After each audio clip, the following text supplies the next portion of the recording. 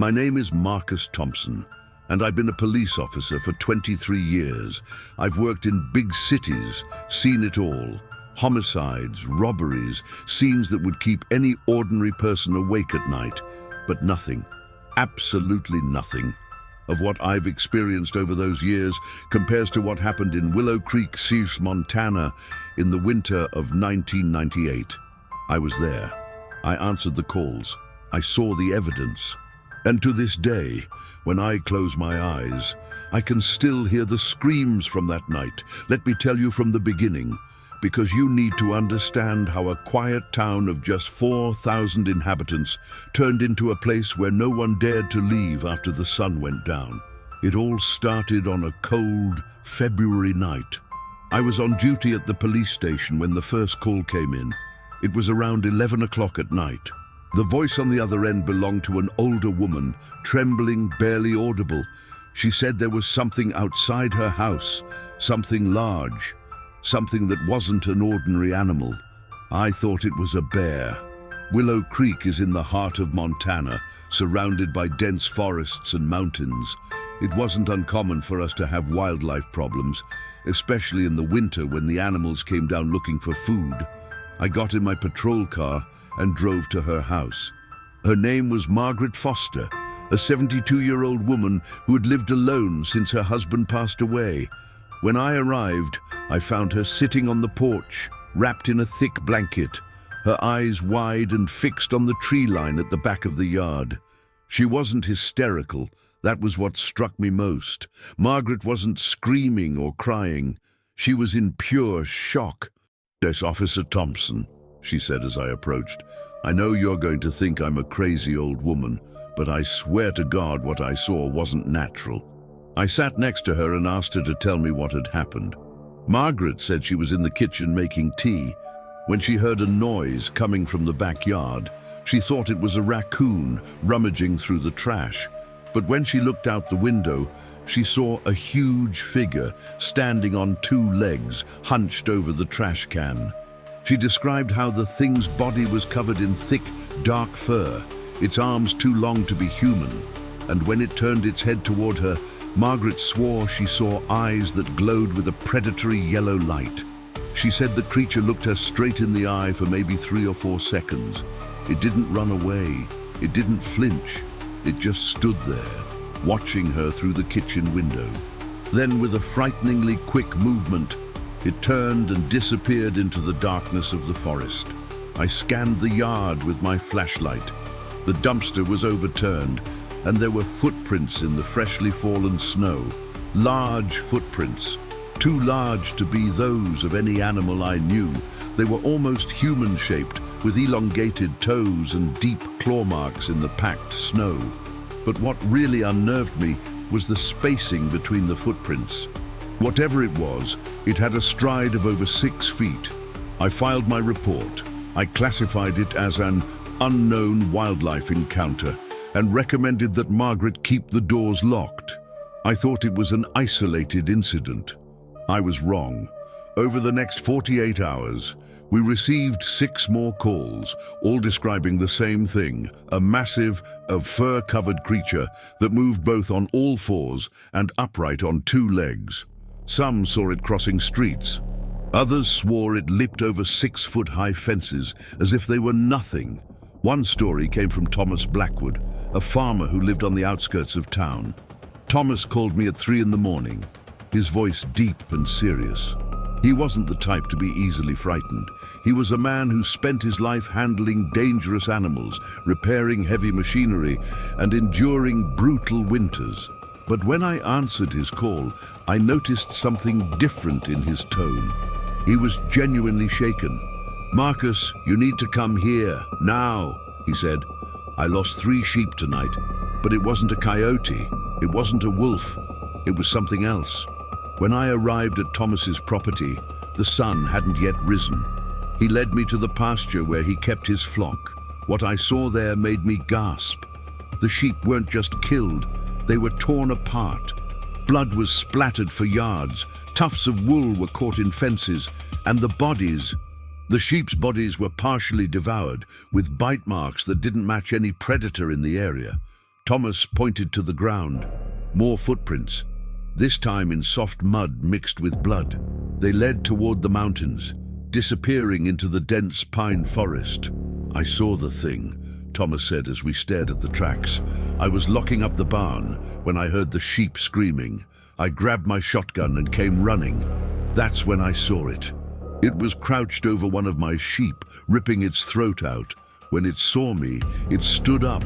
Marcus, this thing was almost 8 feet tall. Its eyes glowed like embers. And the worst part was, it didn't run away like an animal would. It just stood there staring at me, as if calculating whether it was worth attacking me or not." "Did you shoot?" I asked. "I shot, twice. I'm sure I hit her at least once because I heard the howl." "It wasn't a wolf howl, Marcus. It was something deeper, more human. She vanished into the darkness before I could fire again." At that moment, something shifted inside me. This wasn't just a series of strange sightings anymore. Something dangerous was lurking around Willow Creek, and I had a feeling it was only going to get worse. Over the next few days, the town entered a state of increasing tension. People began locking their doors and windows before nightfall. Parents stopped letting children play outside after school. Businesses closed early. Willow Creek, once a quiet and welcoming community, was becoming a place gripped by fear. My boss, Deputy Martin Hayes, called an emergency meeting. He wanted answers. Everyone did. But I had nothing concrete to offer other than reports and footprints. We called in wildlife experts from the Montana Department of Natural Resources. They came, examined the evidence, and were as perplexed as we were. "It's not a bear," they said. "It's not a wolf. It doesn't correspond to any animal native to the region." It was then that things took an even more sinister turn, because the creature stopped just killing farm animals. It began approaching homes, and not just any homes. It began targeting homes where children lived. The call that changed everything came on the night of February 23rd. It was 8:40 in the evening. A desperate voice screamed into the phone. It was Jennifer Patterson, a mother of 2 young children. She said there was something outside, trying to get in, that it was scratching at the back door, banging on the windows. My partner, Officer Derek Coleman, and I rushed there with sirens blaring. The Patterson home was in a quiet residential neighborhood, just 5 blocks from the police station. When we arrived, Jennifer was in the living room with her 2 children, 6-year-old Tyler and 4-year-old Emma, all huddled together on the couch. Her husband, Paul, was in the kitchen holding a baseball bat, his face pale as a sheet. "It's out there," Paul said as we entered. "In the back. It's still there." Derek and I drew our guns and went to the kitchen. The back door had deep claw marks, the wood cracked in several places. Through the windows, we could see the backyard lit by security lights. There was nothing in sight, but footprints were everywhere. In the grass, on the wooden porch, even marks on the walls of the house where the thing had leaned. Then we heard it, a low, guttural growl coming from the side of the house. Derek looked at me, and I nodded. We walked out the front door, guns drawn, flashlights piercing the darkness. We walked slowly around the house, our hearts pounding like drums, and then I saw her. She was crouched beside the house, in the shadows between the building and the neighbor's fence. When the beam of my flashlight hit her, she turned her head toward me. For a brief moment that seemed to last an eternity, we were face to face. It wasn't a bear, it wasn't a wolf, it wasn't anything that should exist. The creature was vaguely humanoid in shape, but distorted. Its body was massive, covered in thick black hair. Its arms were long and muscular, ending in hands with long fingers and claws that looked like they could rend steel. But it was its face that left me transfixed. It was a horrific blend of human and canine features, an elongated snout with yellowish fangs, but its eyes held a disturbing intelligence. They weren't animal eyes. They were eyes that thought, that calculated, that understood. "Police! Don't move!" I yelled, my voice shaking more than I cared to admit. The creature growled. The sound reverberated in my chest, vibrating my bones. Then, without warning, it launched itself, not toward us, thank God, but upward. It leaped, its powerful legs propelling it over the 7-foot fence with frightening ease. It landed on the other side with a heavy thud and disappeared, racing between the houses. Derek and I stood there, panting, our guns still pointed at where the creature had been seconds before. Neither of us fired. We couldn't. It happened too fast. And honestly, I think we were both paralyzed by the shock of what we had just witnessed. "What the hell was that?" Derek whispered. I had no answer. We went back inside, and I called for backup. Within 20 minutes, we had 6 patrol cars in the area, searching every alley, every backyard, every patch of nearby woods. We found nothing but more footprints. The thing had disappeared like smoke. That night, I wrote the most difficult report of my career. How would I describe what I saw? How would I explain to my boss that a creature the size of a bear, that moved like a human and had intelligence in its eyes, was prowling our city? I did the best I could, knowing it would sound absurd, but I wasn't the only one. Derek saw it too, and more importantly, other officers began to see it too. Over the next few nights, more sightings were reported, not just by civilians, but by officers on patrol. The creature was growing bolder, appearing in more populated areas, approaching more homes. The situation reached a critical point when little Ethan Morrison disappeared. Ethan was 9 years old. He was a happy boy, a lover of soccer and video games, who lived with his parents on Maple Street. On the evening of February 28th, Ethan was in his upstairs bedroom doing homework. His mother, Claire, was in the living room watching TV. His father, David, was working the night shift at the local lumber mill. Around 9:30, Claire went upstairs to tell Ethan it was time for bed. The bedroom door was open, so was the window. Ethan wasn't there. The desperation in Claire's voice when she called 911 broke my heart. I arrived at the Morrisons' house in less than 5 minutes. Ethan's room was in disarray. Books and papers strewn across the floor, the chair overturned. But what really caught my attention were the claw marks on the windowsill, deep marks, scratched into the painted wood. "He was only here 15 minutes ago," Claire sobbed. "I had just brought him snacks. How could he have just disappeared?" I looked out the window. The backyard was surrounded by tall trees. Outside, in the grass below the window, were footprints. The same footprints I'd seen everywhere else, but this time they led deeper into the woods, and beside them, smaller tracks, the marks of a child's sneakers. My blood ran cold. We immediately activated all available resources: dog patrols, helicopters with thermal cameras, civilian volunteers. The entire city mobilized in the search for Ethan Morrison. We searched the forest for hours. We screamed his name until we were hoarse. But the night was dark, the forest was dense, and every sound of snapping branches or rustling leaves made us fear the worst. It was during that search that something happened that none of us will ever forget. It was around 2 in the morning. I was with a group of 5 officers and 7 volunteers, about 2 miles into the forest. We were in a small clearing when our dogs began acting strangely. They stopped sniffing, flattened their ears, and began growling, refusing to go any further.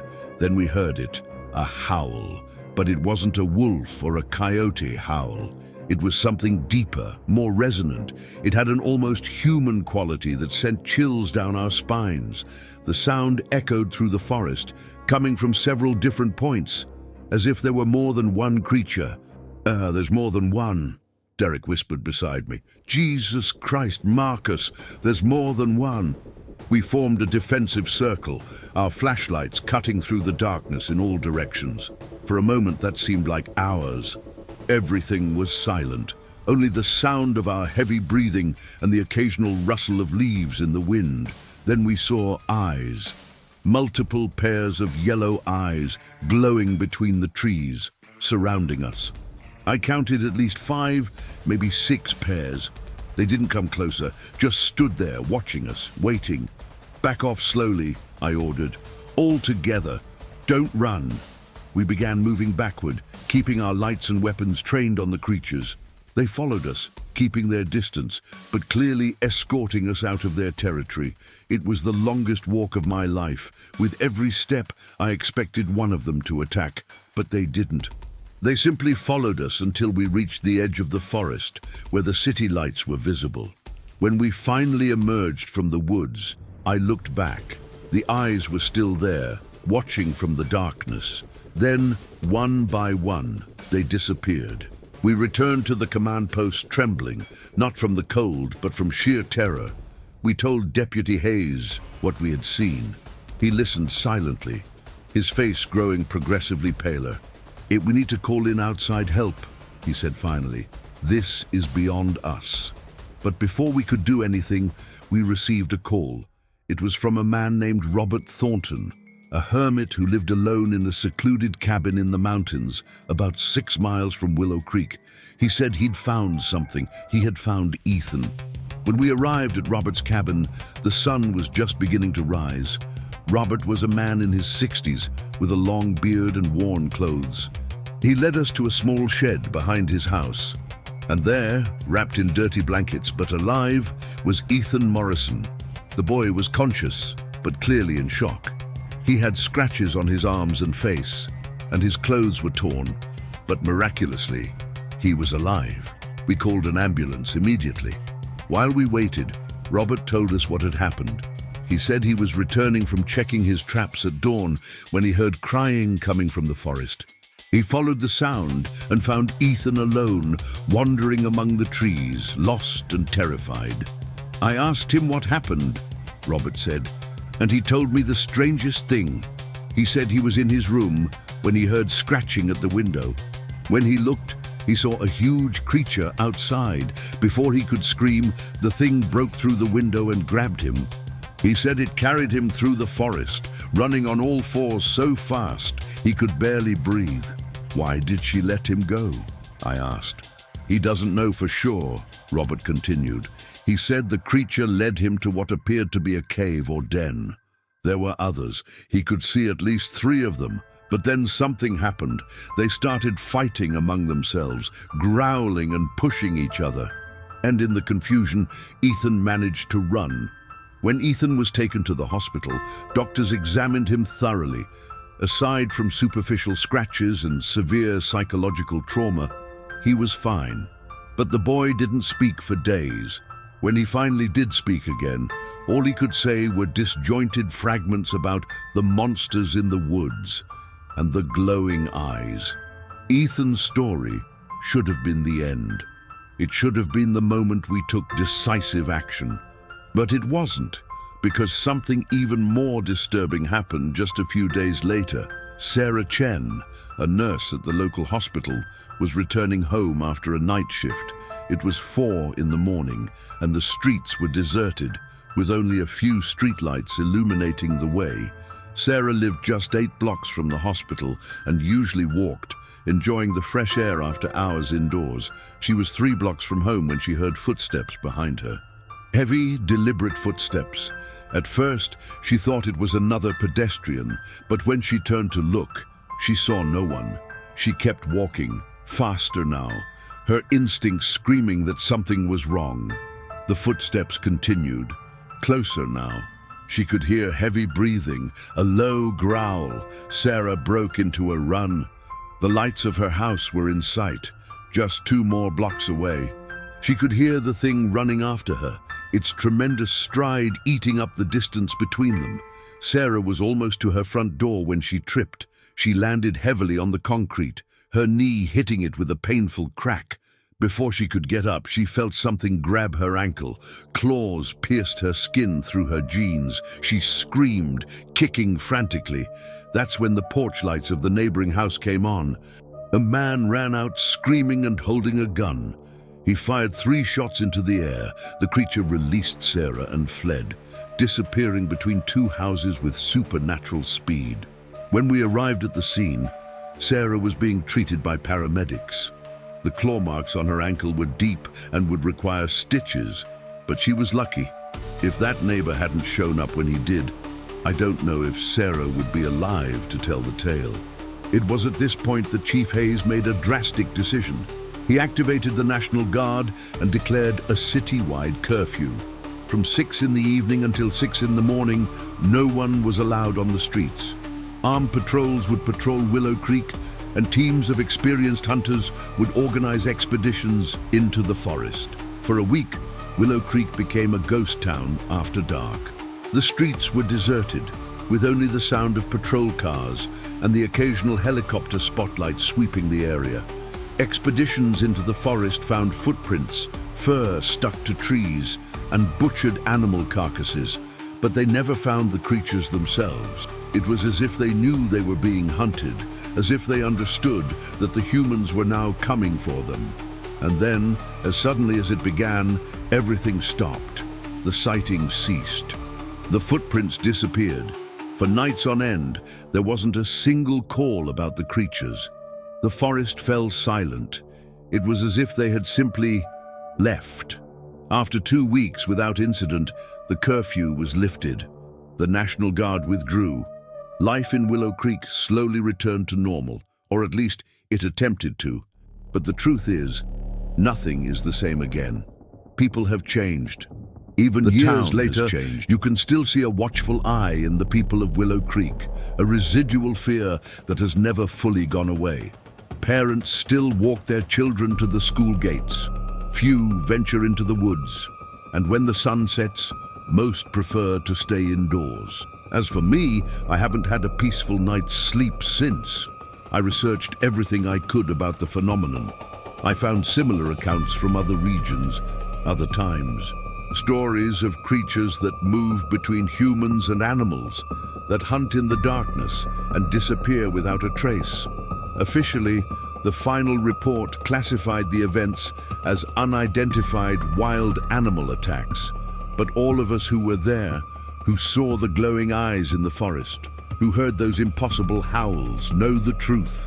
There was something in the woods around Willow Creek that winter. Something ancient. Something that shouldn't exist according to our understanding of the world.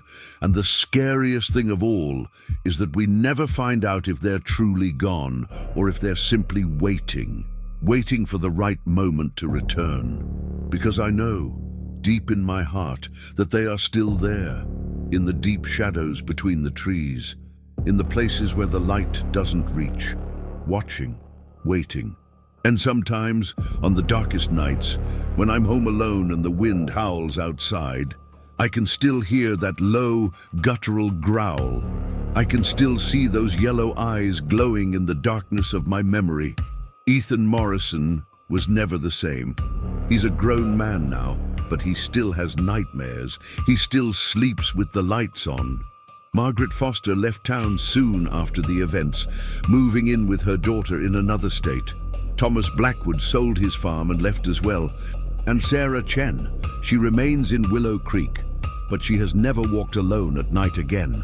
The scars on her ankle are a constant reminder of that terrible night.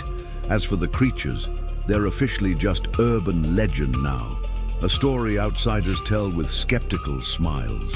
But ask anyone who lived in Willow Creek in 1998, and you'll see the change in their eyes.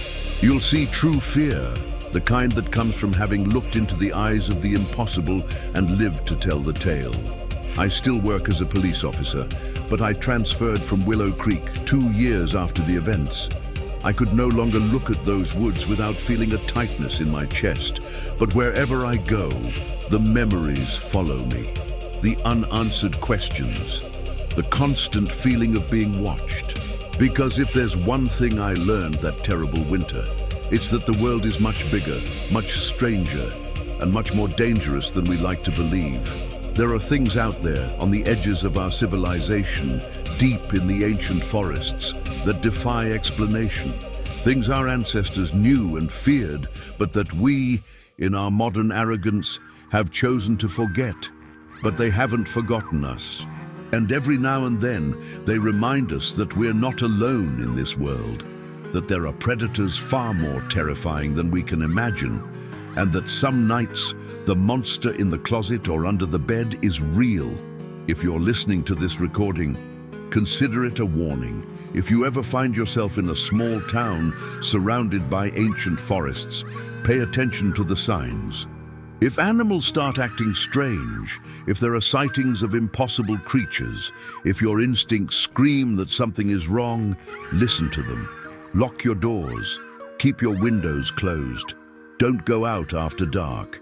And above all, if you hear that deep, unnatural howl echoing through the night, that sound that's part wolf, part human, but entirely wrong, pray it's just the wind, because it might not be. And if you don't, you'll never sleep peacefully again. My name is Marcus Thompson, and this is my account of the winter of 1998 in Willow Creek, Montana. The winter we discovered that the werewolves of legend may not be just legends. The winter I learned that there are far worse things lurking in the darkness than any human criminal.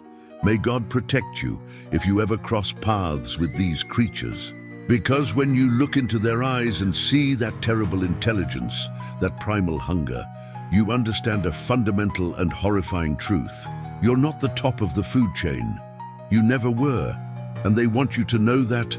End of story.